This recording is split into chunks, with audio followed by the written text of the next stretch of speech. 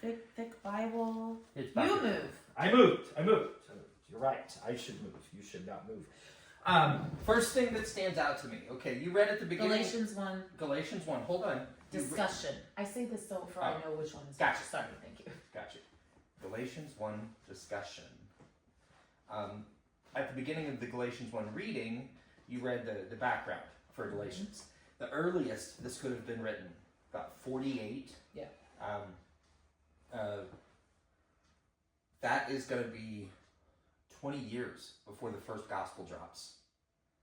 So before this, they have oral tradition, they have Old Testament, they have the Bible that they would carry around, the different books that they would read, and they had Paul just coming on with letters.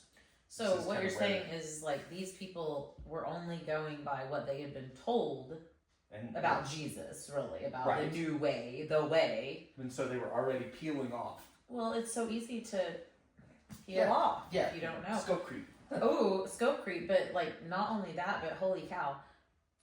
This is convicting for me, even just going like, how long have I been professing that I believe in God and Jesus, and how long did I put off using this information, you know, and reading it and knowing it for myself? Like, how easy is it to go off when you're just hearing what other people are saying? Oh, yeah. And they're not connected, and, you know, so then it just gets, it's like a game of telephone, right? It gets we spend discombobulated all the way down. We spend a lot of our energy just trying to figure out what we're figuring out. Right. You know, we're guessing a lot of the time, and in that case, there was no anchor. That's where we're at. There's not even anything they can refer back to. What they had to refer back to is what they were reverting back to was the book of rules, Moses' law. It's all they really had. Yeah.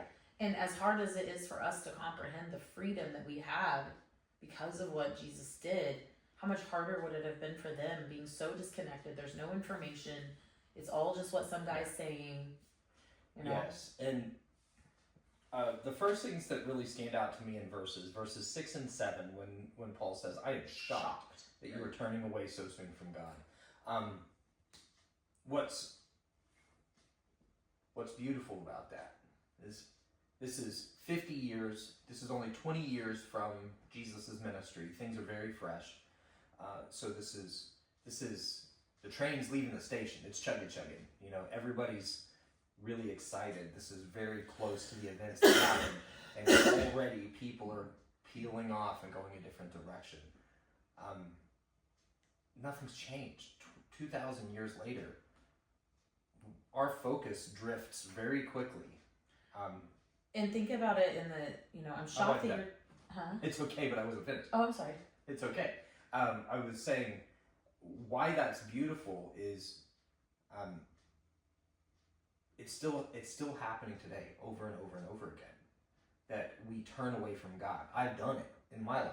You've done it. You know, where we vehemently completely went the other direction. And we were brought back to God.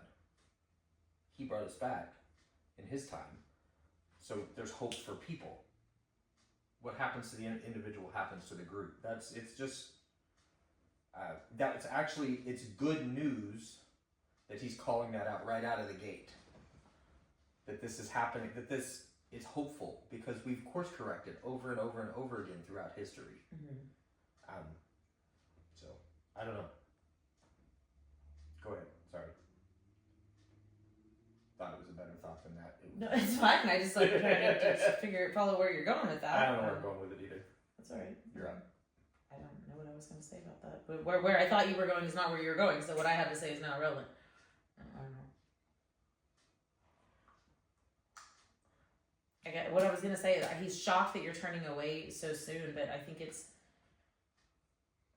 they were just going back to the ways that they knew and probably defaulting to whatever their leadership was saying and doing, you know, those that they're surrounding themselves with. Like Paul was there, and I just think about it in forms of leaders, like whether they're a leader into a company or a leader of our country or a leader of a city or something. Like they'll come in and they'll set up this way that everybody follows, and then they try to give them the playbook, which there really was no technical playbook, it was just a verbal playbook. But then when that person moves away and someone new comes in, or someone else is set there to maintain it, sometimes things dilute, and break off over time, or it's easy to get behind the new way or the new you call leader. that the new sheriff syndrome. Yeah, I don't know. Yeah, new leadership has to establish themselves, show their difference from who came previously. There may be some of that going on there, because as Paul leaves and continues on his missionary journey, there is new leaders that rise up and are pushing and pulling. That happens in every human group in every. It says it in the very next verse. It's not the good news at all. You're being fooled by those who deliberately twist the truth concerning Christ. Mm-hmm. So it was somebody new. They were coming in and deliberately twisting it. Let God's curse fall on anyone who preached to you anything different.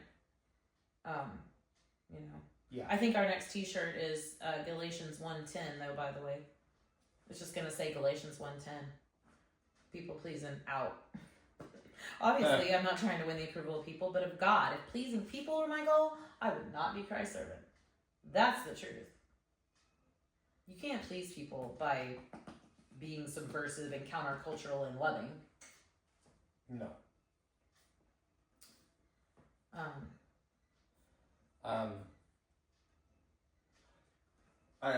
You clued in on the same thing. I could tell 13 through 16-ish.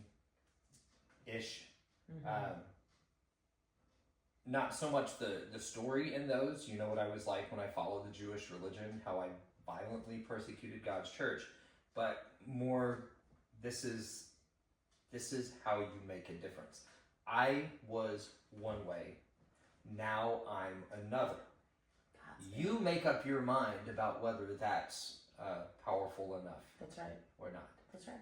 And he wasn't giving lip service. He literally went from approving the murder of people. I don't know that there's much of in our laws, there's not much of a differentiator between approving of and murdering somebody. Right. Standing there, a conspiracy to commit murder, or whether you pulled the trigger or not, aiding and abetting, whatever these things are.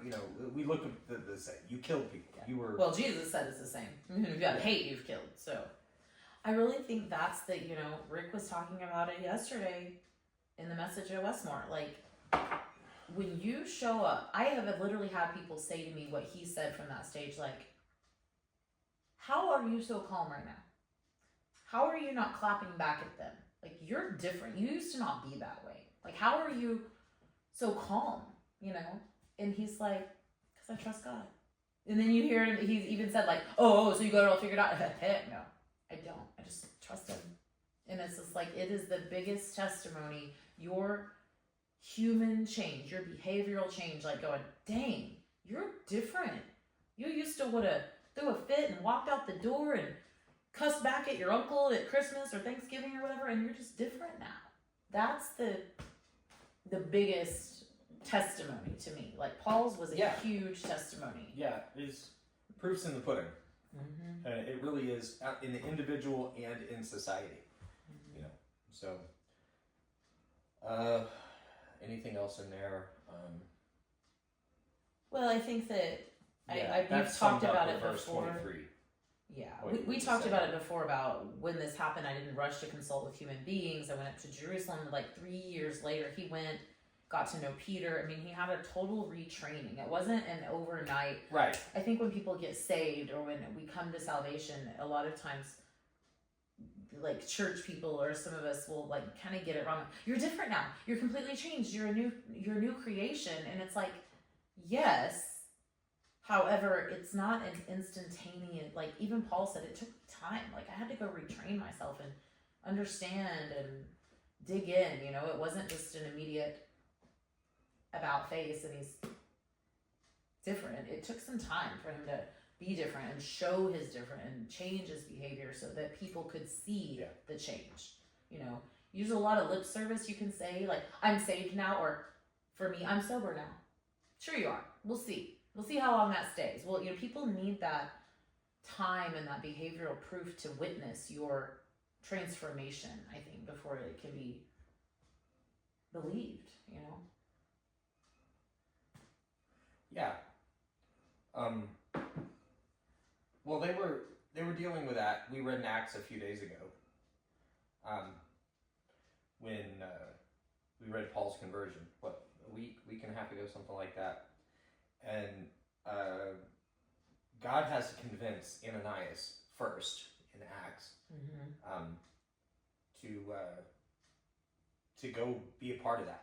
You know, to go to him. He's like, but God, this guy was killing us last week. This guy was a jerk. And then Ananias had to go and do the exact same thing. The apostles didn't want to meet with him. Believers didn't want to meet with him because they're like, this was the guy. He was locking us up. It's okay that people need time for that. God, that's the thing. God doesn't need time for that. Right. God knows your heart. God knows your future. God knows. But people, we don't. You're right. We can't see into the future. We have this moment and we have the past to look back on. So I get that. I get that people are, a little slow to pick up on it. But his consistent actions over time, he was proactive about going after the truth. When everything he believed was shattered. I don't think you can overstate that. Everything he believed with his whole heart. This wasn't him faking it. And no, he was a Pharisee that believed he was serving God to the best of his ability, and he was stamping out something that was subversive enough that was going to cause a curse to fall upon Israel. Yeah. That's,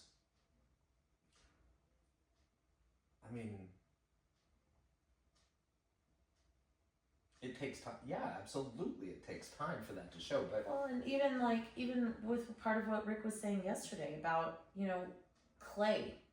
When we come to God, we're like a hard piece of clay. And yes, instantaneously, we've changed hands to God molding that clay.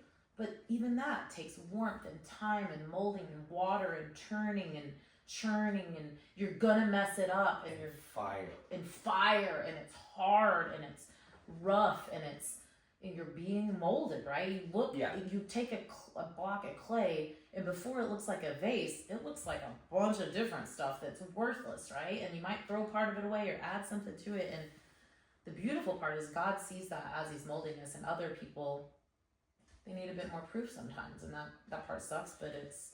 Yeah. I just think it's really important for new believers, especially, or people who are just coming into a belief and a faith, to understand that yes, you were different and you were changed because you were God's now. And it's not, your behavioral and things will change as you allow him to mold you and shape you. You don't instantaneously become perfect and better. You're still going to get angry and sin and be mad and all of these things, but you're covered now, it's a different, I don't know. I just think it's important to know that, just because people don't necessarily believe you or whatever, that it's okay to keep going, that you are covered by the grace of God, and it's not your behavior, when even though, oh, you're saved now, you're supposed to blah, blah, blah. Well, no, I'm still going to mess it up, right? Sometimes I got to let him keep molding me. I got a little off, sorry. It's all good. That's the point. We're meandering in Galatians 1 discussion, talking. It's all good.